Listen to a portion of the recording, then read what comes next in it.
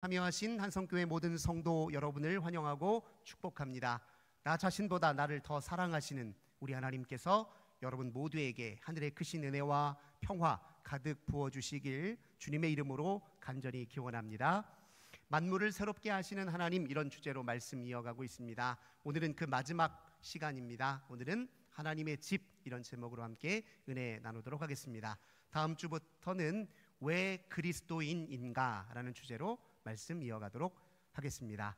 성도님들은 집 하면 어떤 이미지가 떠오르시는지요? 저희 부부는 제 두 아들을 가리켜서 집돌이라고 말할 때가 많아요.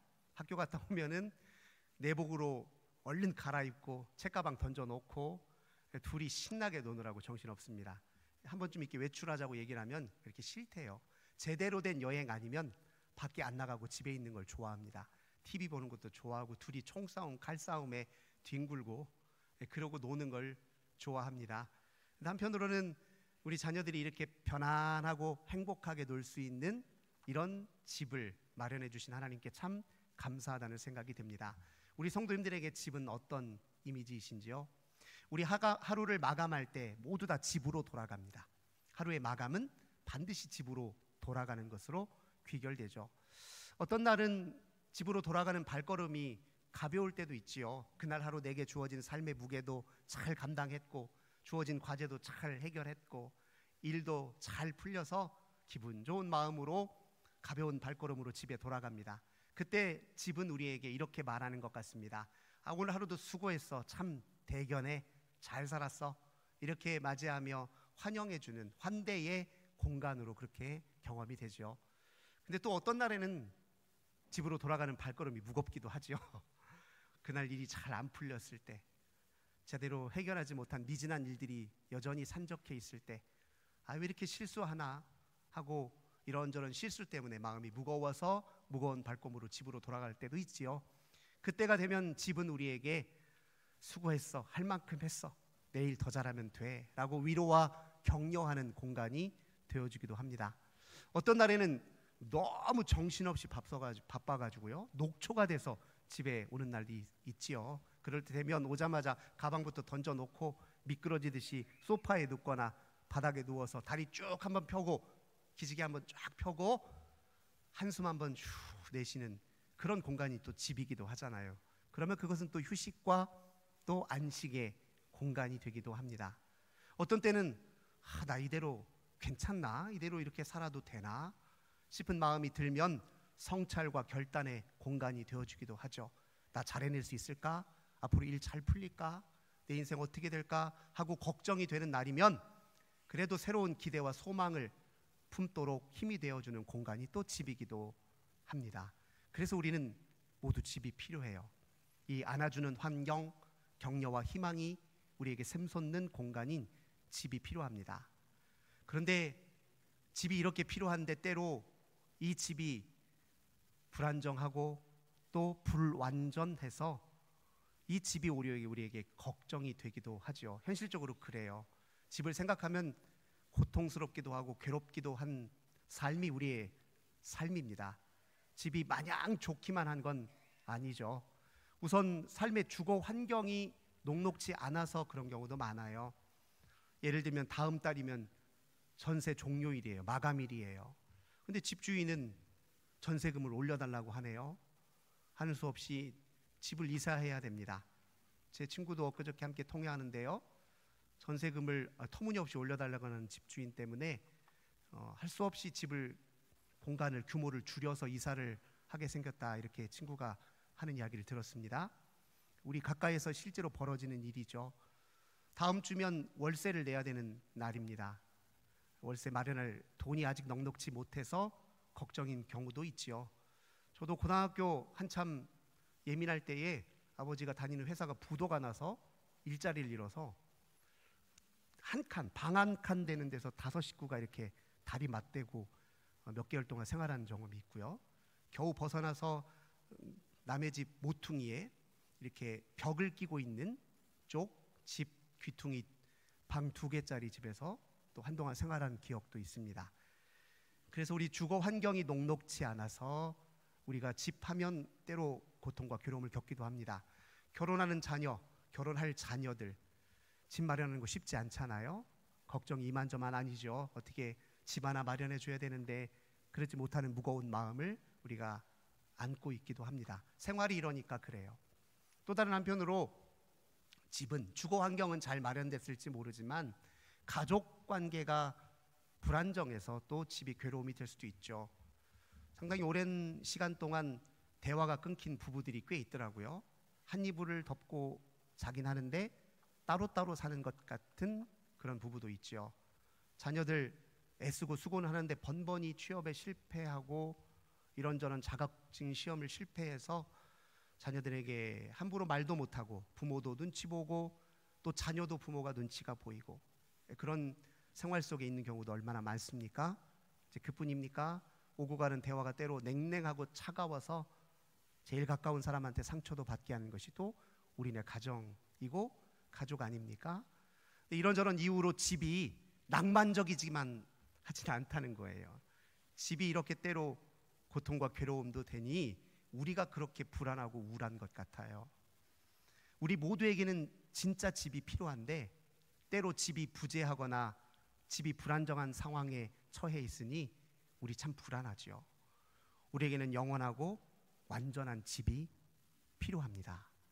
그런데 성경은, 기독교 신앙은 우리에게 영원하고 완전한 집이 있다고 말합니다. 그 집을 가리켜 하나님의 집이라고 말합니다. 하루를 마감할 때 집으로 돌아가듯이 우리 인생 전체를 갈무리하고 마감하는 곳은 하나님의 집입니다. 우리는 전생애를 거쳐 하나님의 집으로 돌아가는 여정을 지금 겪고 있습니다. 그 집이 어디에 있을까요? 어떤 분들은 죽음 이후에나 그 집에 갈 수 있는 것 아닙니까? 이렇게 말하는 분도 있습니다. 우리가 눈으로 목도하는 이 현실 세계에 하나님의 집을 구경조차 할 수 있을까요? 이렇게 말하는 분도 있습니다. 반은 맞고 반은 틀립니다. 어떤 분들은 교회당 안에 하나님의 집이 있다고 말합니다. 교회당 바깥에는 하나님의 집이 아니라고 말하기도 합니다. 반은 맞고 반은 틀립니다. 성경은 하나님의 집에 대해서 뭐라고 이야기할까요? 성경은 하나님의 집이 하나님이 거하시는 곳, 임재하시는 곳, 하나님이 통치하시는 모든 시공간, 모든 삶의 영역이 하나님의 집이라고 말합니다. 하나님 나라 개념과도 유사하지요. 네, 하나님의 집과 하나님 나라 개념은 서로 통해 있습니다. 방점이 조금 달라요. 하나님의 나라는 하나님의 통치의 방점이 있고 하나님의 집은 함께 동거함의 방점이 있습니다. 하나님은 온 세계를 하나님의 집으로 지으셨다고 명확하게 성경을 통해 선언하고 있습니다. 그런데 우리는 아직 잘 체감을 못해요. 우리는 세계를 하나님의 집으로 인식할 만한 능력이 없고 온 세계를 하나님의 집으로 대할 만한 능력이 없기 때문에 그렇습니다. 그러나 성경은 명확하게 고백하네요. 우리가 앞선 설교에서 제가 인용했던 것처럼 시편 104편, 주께서는 옷을 입듯이 빛을 입으시고 그리고 하늘을 휘장같이 치시며 물 위에 자기 누각에 들보를 얹으시며 구름으로 자기 수레를 삼으시고 바람 날개로 다니시며 바람을 자기 사신으로 불꽃을 자기 사역자로 삼으신다 고백하고 있지요. 에베소서 4장 6절에서 바울은 우리 하나님 한 분 하나님은 만유의 아버지이신데 만유 위에 계시고 만유를 통일하시고 만유 가운데 계십니다 라고 선언하고 있습니다. 온 세계가 하나님의 집으로 지어졌대요. 근데 이 집은 왜 지으셨냐? 하나님 기거하시려고요? 하나님 이 세계라는 집 없더라도 홀로 자존하시잖아요. 이 집 왜 지으셨겠어요? 누구랑 같이 살려고 지셨겠어요? 우리랑 같이 살려고 지신 겁니다. 성경이 말하는 하나님의 집은 하나님만 계신 공간이 아니라 우리가 하나님과 함께 있는 공간입니다. 창세기 2장, 다시 하나님이 이 세상을 지으실 때 사람에게 명하신 이야기에 주목해 봅시다. 창세기 2장 15절에서 여호와 하나님이 아담, 사람을 지으시고 에덴 동산으로 이끄셨습니다. 그리고 그것을 경작하며 지키라 명하셨죠. 몇 차례 살펴본 것처럼 에덴 동산은 온 세계의 축소판이에요. 온 세계의 중심이자 온 세계를 보여주는 참된 실상이에요. 그 에덴 동산에 무엇이 있습니까? 창세기 3장 8절 보니 그곳에 하나님이 거니시며 거주하고 계세요. 그곳은 생명나무와 선을 알게 하는 나무가 있습니다. 창세기 2장 10절 이하를 보니 온 생명의 근원된 물이 그 에덴 동산으로부터 흘러서 전 세계로 뻗어나가고 있습니다. 에덴 동산은 세계의 중심이다. 세계의 모형이자 이 세계가 무슨 의미로 지어져 있는지 하나님의 목적을 담지하고 있는 상징적 공간이에요. 그 공간에 사람을 두셨습니다. 그리고 그 사람에게 경작하고 지키라고 명하셨습니다. 이런 뜻이에요. 이 세계가 나의 집이다. 그런데 너와 함께 살려고 지은 집이다. 네가 이 세계에 나와 함께 동거하며 이 세계를 나의 말씀을 따라 살고 이 세계를 내 통치의 방식대로 네가 지키고 가꾸고 돌보렴. 이런 메시지를 담고 있는 것이죠. 그러니 에덴 동산에는 하나님의 창조의 목적이 고스란히 담겨 있습니다. 아담을 하나님의 형상으로 지으신 이유가 있지요. 마치 이것과 같습니다. 우리가 다른 나라에 대사를 파견할 때 그 대사는 한 나라의 통치자를 대리하는 사람으로 보내는 거잖아요. 우리는 하나님의 대리 통치자로 이 세상을 하나님과 함께 다스리는 사람으로 보내졌어요. 그래서 하나님이 마치 우리 가슴팍에다 너는 나를 대신하는 사람이야 하고 가슴팍에다 탁 찍어준 도장이 하나님의 형상입니다. 동시에 우리는 이 세계에서 하나님을 예배하며 하나님의 방식대로 세상을 돌보니 우리는 왕 같은 제사장이기도 합니다. 아담은 첫 제사장이요 하나님의 첫 대리 통치자로 세계에 던져졌어요. 그런데 문제는 우리가 이 에덴 동산을 스스로 박차고 나갔다는 데 있습니다. 창세기 3장은 하나님이 애써 나랑 함께 거주하며 살자라고 지었던 이 세상을 박차고 나가는 이야기로 묘사되어 있지요.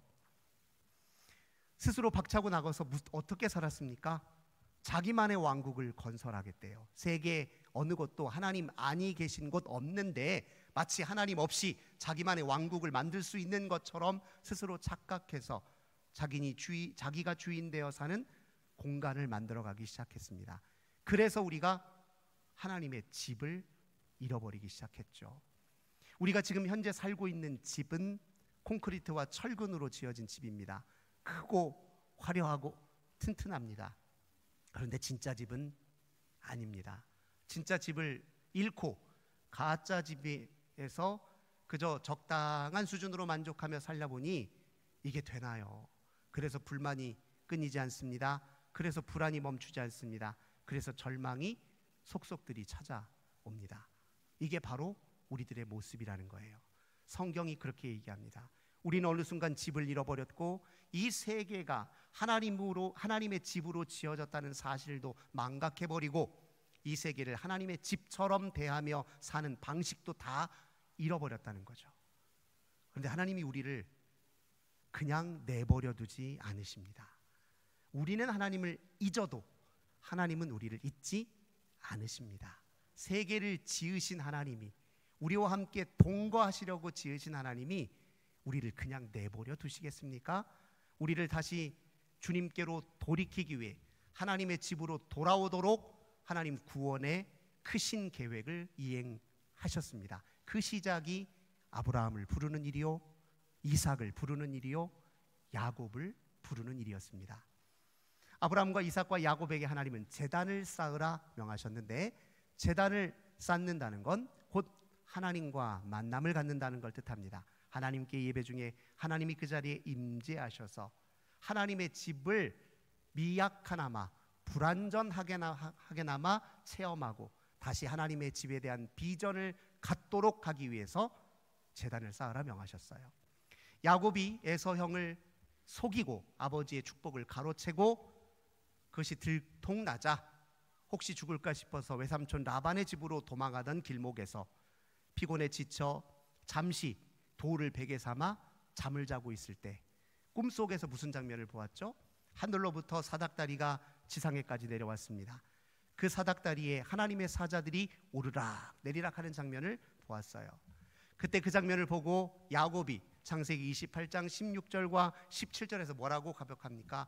과연 하나님께서 여기 계셨는데 내가 알지 못했구나.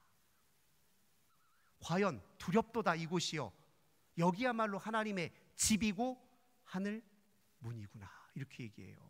알고 봤더니 내가 도망가고 피하는 이 자리, 아무도 없는 것 같은 외로운 이 자리, 실패와 고독의 쓴 맛을 느끼는 그 자리, 그곳이 하나님의 집이었네.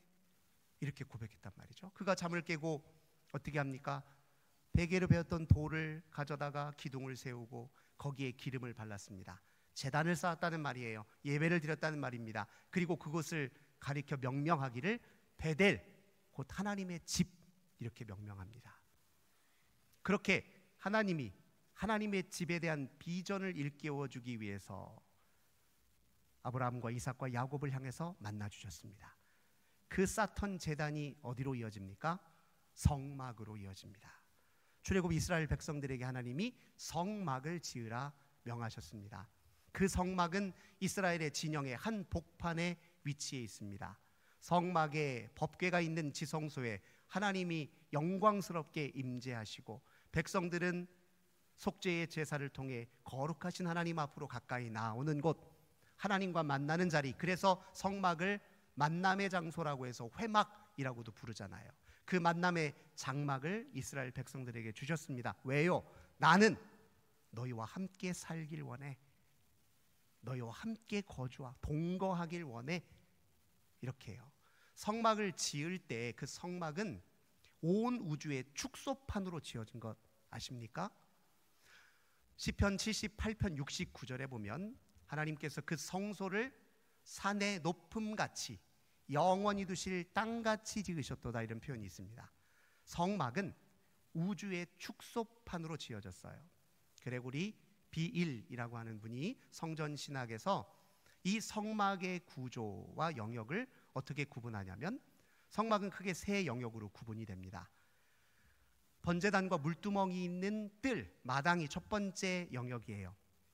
자료화면을 다시 보여주시기 바랍니다. 이곳은 땅과 바다를 상징합니다.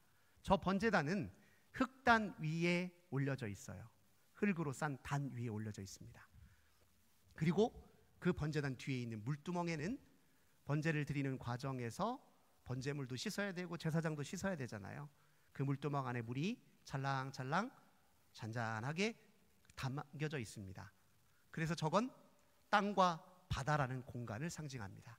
그리고 성소로 들어가면 중앙에 분향단이 위치해 있고 왼쪽에 등잔대, 오른쪽에 떡상이 위치해 있습니다. 저 공간은 하늘을 상징합니다. 등잔대는 7개의 촛대로 이루어져 있어요. 각각의 촛불은 하늘에서 비춰오는 7개의 광명체, 고대 사람들은 육안으로 확인할 수 있는 광명체를 7개밖에 볼 수 없었으니까요. 이 끊임없이 움직이는 행성 중에 주요한 7개의 행성이요, 해, 달, 그리고 화성, 수성, 목성, 금성, 토성. 7개의 촛대는 하늘에 비추고 있는 7개의 광명체를 상징하고 그것은 지상을 향해 비추며 하나님의 영광스러운 임재의 빛을 상징합니다. 성소는 하늘을 본따 만든 것입니다. 그리고 지성소, 법궤가 위치해 있는 저 지성소에 하나님이 그 영광스럽게 법궤를 덮는 속죄소, 뚜껑이라고 하죠. 그 뚜껑 위에 임재하셨는데 저것은 눈에 보이지 않는 비가시적 세계, 천상의 보좌를 상징합니다. 그러니 저 성막 자체가 눈에 보이는 현실 세계, 물리 세계, 눈에 보이지 않는 영적 세계 모두를 포괄하고 하늘과 바다와 땅 모두를 포괄하는 것으로 처음부터 설계되어 있어요. 무엇을 뜻합니까? 이 세계는 나의 집으로 지어졌어. 그러나 내가 살려고 지은 집이 아니라 너와 함께 동거하려고 지은 세상이야. 한편으로 성막은 하나님의 크신 계획, 창조의 목적을 담고 있지만 다른 한편으로는 아직 그런 정도의 인식에 미치지 못한 어리석고 불완전한 우리들이 이 죄를 벗고 눈에 껴있는 눈꺼풀을 떼고 하나님을 만나서 그나마 그 작은 하나님의 집 체험을 할 수 있도록 하나님이 임시거처로 마련한 게 바로 성막입니다. 이 성막이 성전으로 옮겨가지요. 성전을 지을 때 하나님께서는 다윗에게 내가 머물, 내가 거할 나의 집이라고 표현하셨어요. 그래서 성막은 성전으로 고스란히 그 구조와 모형을 본따 만들어서 지어졌습니다. 다만 이동식 천막이 아니라 고정된 모습으로요. 그 성전이 이제 예수 그리스도의 몸으로 우리 가운데 오셨습니다. 우리가 예수님과 한 몸 되어 이제 우리 몸이 성전이 되었습니다. 우리가 함께 그리스도, 머리 대신 그리스도와 함께 연합하여 우리 모두가 교회를 이루는데 교회가 되었습니다.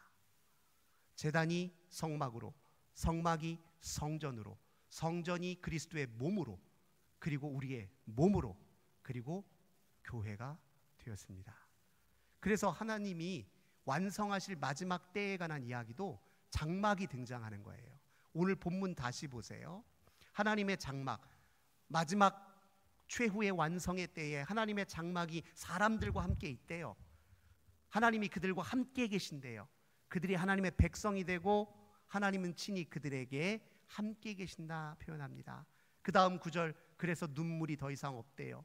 곡하는 것이 없대요. 사망이 없습니다. 애통함이 없대요. 최후의 비전에도 하나님의 장막이 등장해요. 하나님은 처음부터 우리에게 이 세상은 너를 위하여 내가 너희와 함께 살려고 지어진 세계야. 이 세계를 바로 인식해야지. 이 세계를 사는 방식은 곧 나의 말씀을 통해, 나를 통해 너희들에게 주어지는 것이지. 나의 통치의 방식대로만 이 세상을 제대로 관리하고 돌볼 수 있지. 그래서 그 나라의 완성을 우리가 지향하며 그리스도인으로 오늘 이 시대를 살고 있는 것입니다. 이 장막을 요한계시록 21장 1절은 뭐라고 표현하냐면 새하늘과 새 땅이라고 표현해요. 새하늘과 새 땅은 그 자체로 하나님의 장막이자 하나님의 집입니다. 왜 새하늘과 새 땅이에요? 이전 하늘과 이전 땅은 우리가 하나님 없이 살았으니까, 스스로 자기가 주인 노릇하며 자기식대로 세상을 다스리고, 다스리는 게 아니라 오히려 착취하고 파괴했으니까요. 그런데 새하늘 새 땅은 하나님과 우리가 살아야 할, 함께 살아야 할 집으로 인식되는 새하늘과 새 땅이라는 거예요. 하나님과 함께 교제하며 하나님 방식대로 세상을 돌보는 하늘과 땅이기 때문에 새하늘과 새 땅이래요. 그리고 이것을 2절은, 요한계시록 27장 2절은 새 예루살렘이라고 표현합니다. 예루살렘이 어떤 곳이길래요? 이곳에 하나님의 임시 거처인 성전이 있습니다. 이곳에 하나님의 대리 통치자로 세워진 왕이 있어요. 예루살렘은 온 세계의 중심입니다. 그곳엔 마치 온 세계를 다스리는 정부가 위치해 있는 수도와 같은 곳이에요. 그러니 하나님의 집 장막은 이전의 이전의 예루살렘 생각해 보세요. 그곳에 머무른 왕이 하나님이 아니라 우상을 숭배했어요. 하나님의 법대로가 아니라 자기 욕망의 법대로 백성들을 위해 군림해서 괴롭게 만들었어요. 새 예루살렘에서는 하나님이 진정한 왕 되심을 인정하고 하나님의 법대로 세상을 다스리니 그곳에 눈물이 없고 애통함이 없고 곡하는 소리가 나지 않는다는 겁니다. 그래서 명확하게 성경은 표현합니다. 하나님은 이 세계를 우리와 함께 동거하시려고, 우리가 말씀에 근거하여 살게 하시려고, 하나님의 통치의 방식대로 세계를 잘 관리하게 하시려고 우리에게 주신 게 분명합니다. 그런데 우리 실상은 하나님의 세계를 나의 세계처럼 막다르고 내 식대로 살고, 그래서 파괴하고, 그래서 곳곳에 눈물 소리, 탄식 소리, 고통 소리 가득한 것 아니겠습니까? 사랑하는 성도 여러분, 우리는 하나님의 집으로 돌아가야 하는 사람들입니다. 온 세계가 하나님의 집이라는 것을 믿고 온 세계가 정말 하나님의 집이 되도록, 하나님의 집이 온 세계를 뒤덮도록 그 나라의 완성을 위해, 그 집의 완성을 위해 함께 주와 함께 살아야 되는 사람들입니다. 주님, 우리 홀로 두시는 분 아닙니다. 우리 홀로 살 수 있는 존재 아닙니다. 주님 모시고 사는 그곳, 주님 법대로 사는 그 자리, 그곳이 하나님의 집입니다. 그 어디나 하늘나라, 내 주 예수 모신 곳이 그 어디나 하늘나라. 이 소망과 비전을 따라 하나님의 집을 향해서 날마다 정진하시는 저 우리 모든 성도님들 되시길 주님의 이름으로 간절히 기원합니다. 좋으신 주님 감사드립니다. 우리로 하나님의 집으로 초대해 주시고 그 집이 온 세상을 뒤덮도록 큰 비전 주시는 애 감사드립니다. 저희들 그동안 진짜 집이 아니라 가짜 집에 만족하며 산 것 아닙니까? 가짜 집 때문에 울고, 가짜 집 때문에 절망하고, 가짜 집 때문에 서로 죽고 죽이는 세상을 만든 것 아닙니까? 하나님의 집에 대한 비전을 다시 회복하도록 우리를 도우시고 인도해 주옵소서. 주 예수님의 이름으로 간절히 기도드립니다. 아멘. 우리